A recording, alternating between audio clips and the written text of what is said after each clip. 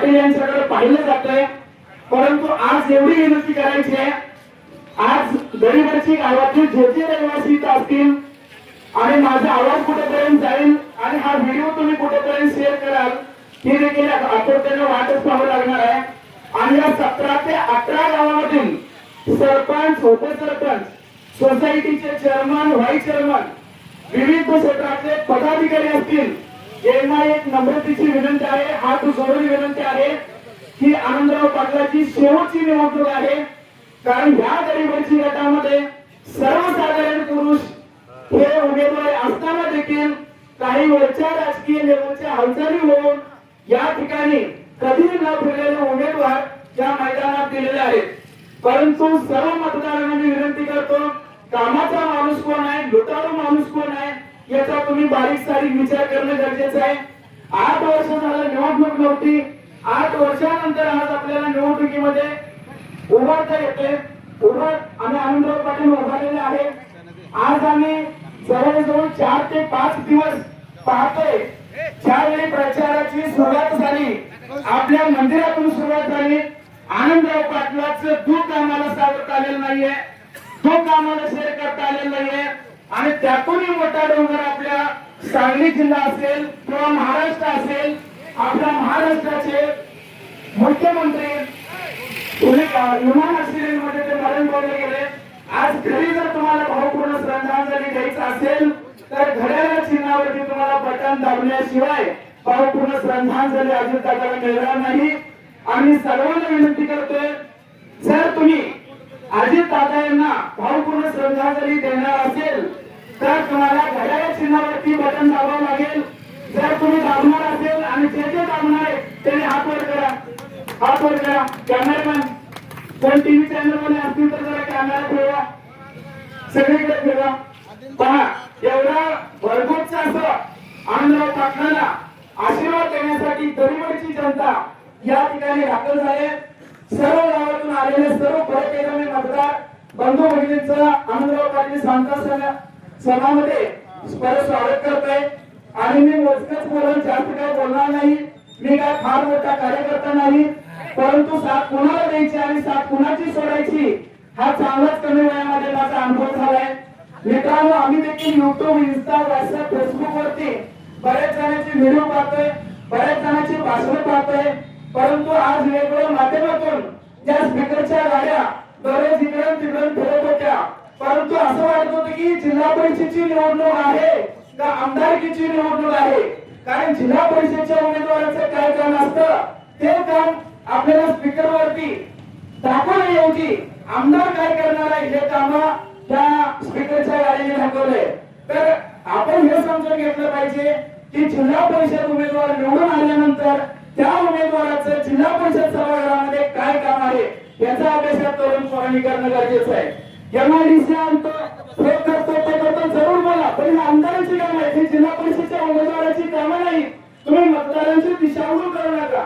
जिल्हा परिषदेच्या उमेदवाराची काय काम आहे की प्रत्येक गावातल्या मराठी शाळा असतील, रोड असतील, गटारे असतील किंवा डांबराची देणे असतील किंवा बचत गटांना प्रोत्साहन द्यायचं असेल किंवा एखाद्या वेगवेगळ्या महिला बचत गटांच्या मीटिंग घेणं किंवा आपल्या भागामध्ये एखाद्या मोठमोठ्या बैलगाडीच्या शर्ती असतील, क्रिकेटच्या स्पर्धा असतील, वेगवेगळ्या माध्यमातून हे उमेदवाराचं जिल्हा परिषदचं काम असतं. आमदाराची कामं तुम्ही जरूर करा, परंतु जिल्हा परिषदेच्या निवडणुकीमध्ये हा प्रचार करू नका. लोकांची दिशाभूल होते. कारण सर्वसामान्य माणसाला कशाची गरज आहे?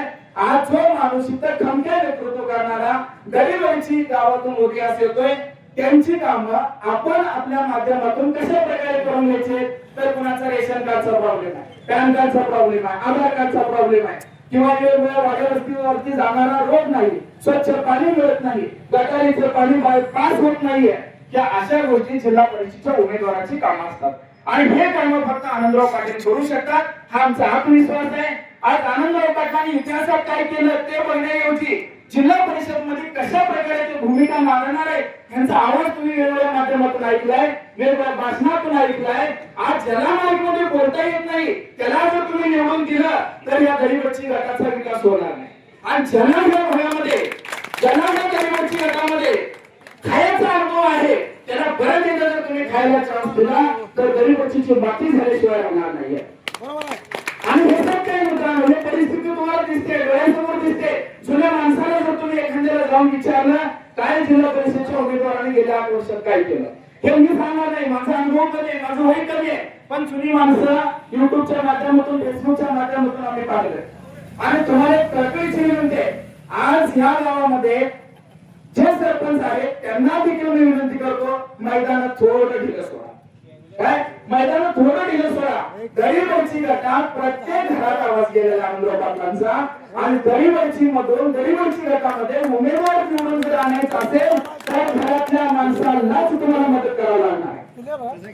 आणि गरीबची गावामध्ये 4-4.5 हजार मतदान आहे. तुम्ही जर आनंदराव पाटलाच्या पाठीमागे 3-3.5 हजार मताचा एक गटा दिला तर खाल्लं लाट पण तशीच त्या पद्धतीने येणार आहे, आणि त्या लाटेमध्ये आनंदराव पाटील निवडून येणार आहे. तुम्ही विसरता कामा नये.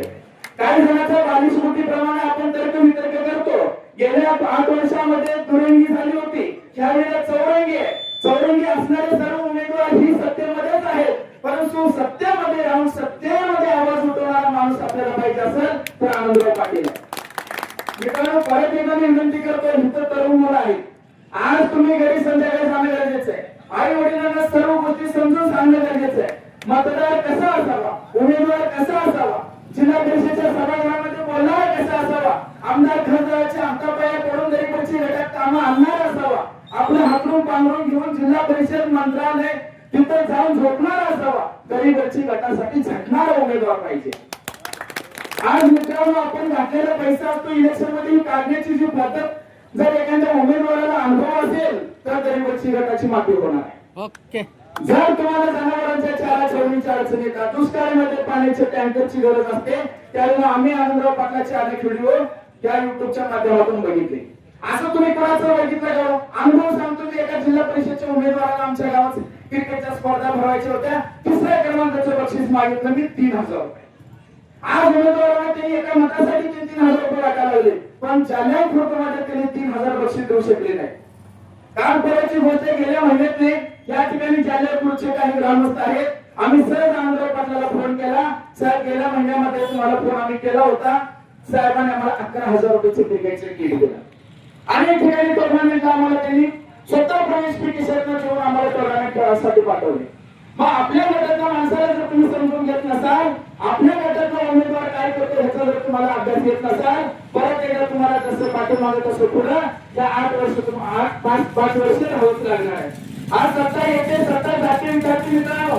आज घड्याळ चिन्ह ग्रामीण भागाचं घड्याळ काय मुंबईमध्ये फक्त चालते ती शिवसेना आपण म्हणतो, ग्रामीण भागामध्ये चालते ती राष्ट्रवादी म्हणतो, कारण राष्ट्रवादीचं चिन्ह घड्याळ आहे आणि घड्याळाचे काटे कसे फिरतात त्या पद्धतीने आपण दैनंदिन जीवनामध्ये सकाळी किती वाजता उठायचं, निवडी किती वाजता करायची, शेतामध्ये किती वाजता जायचं, बँकेत किती वाजता जायचं, डेअरीला किती वाजता जायचं, हे फक्त ग्रामीण भागामध्ये दाखवून दिलं असेल तर ते अजित पवार साहेबांच्या घड्याळ चिन्हाला दाखवून दिलंय. मित्रांनो, सांगायचं तात्पर्य एवढंच आहे, बोलण्यासारखं भरपूर आहे, परंतु आज प्रत्येकाच्या घरी अँड्रॉइड फोन आहे. प्रत्येकाच्या घरी 10-12-20 हजारचा अँड्रॉइड फोन आहे. आज फोन मध्ये आपण इन्स्टा बघतो, नको ते व्हिडिओ बघतो, नको ते युट्यूबच्या माध्यमातून काहीतरी आपण वेगवेगळं बघत राहतो. पण सार्वत्रिक निवडणूक, पंचायत समिती आणि जिल्हा परिषदचे व्हिडिओ आज तुम्ही पाहणं गरजेचं आहे. आणि गुगलवरती देखील जाऊन सर्च करणं गरजेचं आहे की जिल्हा परिषदच्या उमेदवाराची काय कामं असतात आणि ती कामं गेल्या 8 दिवसात आपण स्पीकरच्या गाडीवरती ऐकलेत का ते पाहणं गरजेचं. जिल्हा परिषदचा उमेदवार निवडून द्यायचा आहे आपल्याला, आपल्या आयुष्याची माती करायची नाही. आज जत तालुक्यावरती वारंवार दुष्काळ म्हणून तालुका ओळखला जातोय आणि दुष्काळाची व्यथा कुणाला मानता येते? आता मैदानामध्ये 4 उमेदवार यांना 4 चोवीसचा अनुभव आहे. दुष्काळामध्ये त्यांनी अनेक वाडे वस्ती फिरते, हेही अनुभव आहे. पाठीमागच्या 3 उमेदवारांचा तुम्ही विचार करा की त्याच्यामध्ये न बोलणारा आहे, लुटणारा आहे. वेगवेगळ्या माध्यमातून त्यांना संधी जर तुम्ही दिला तर गरीबची गटाला परत एकदा विकासापासून वंचित ठेवावं लागणार आहे.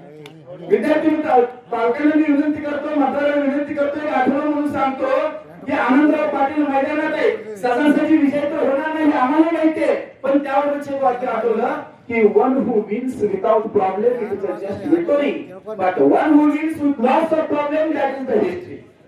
आनंदराव पाटलांचा सहजासहजी विजय मिळाला तर इतिहास लिहिता जात नाही, पण संकट करून कष्ट करून बांधावर फिरून जर विजय मिळवला तर इतिहास लिहिला जातोय आणि त्या इतिहासाचे भागीदार तुम्हाला आम्हाला जर बनायचे असेल तर एक महत्वाद होता कामा नये। आज तुमच्या घरातले काही जणांना मतदान केंद्रापर्यंत कसं जायचं हे माहिती नाहीये, मग तुम्हाला या पालकांना सर्व तरुण मुलांना विनंती करतो, तुम्ही तुमच्या पालकांना मतदान केंद्रापर्यंत न्या, कोणतं बटन दाबायचं ते आदल्या दिवशी सर्व माहिती द्या आणि या दलित गटाचा विकास करायचा असेल तर आनंदराव पाटलाशिवाय पर्याय नाही।